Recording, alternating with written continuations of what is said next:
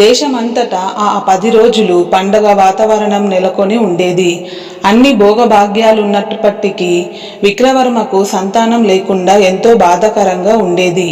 సంతానం కోసమై ఆ రాజ దంపతులు ఇద్దరు కూడా ఎన్నో పూజలు చేసేవారు, ఎన్నో పుణ్యక్షేత్రాలు దర్శించారు.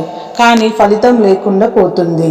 అలా రోజులు జరుగుతూ ఉండగా ఒకనాడు రాత్రి విక్రవర్మ కలలో ఒక శిథిలమైనటువంటి ఆలయం కనిపిస్తుంది. అదేమిటో రాజుకు అర్థం కాదు. మరునాడు ఉదయం విక్రవర్మ ఆస్థాన పురోహితుడు పిలిచి తనకు వచ్చినటువంటి కళ గురించి చెబుతాడు. ఆ కళకు అర్థం ఏమై ఉంటుంది అని అడుగుతాడు. అప్పుడు పురోహితుడు కళ్ళు మూసుకొని ధ్యానించి రాజుతో ఇలా అంటాడు, రాజా, నీకు కలలో కనిపించింది పురాణైనటువంటి శ్రీరామచంద్రుల వారి ఆలయం.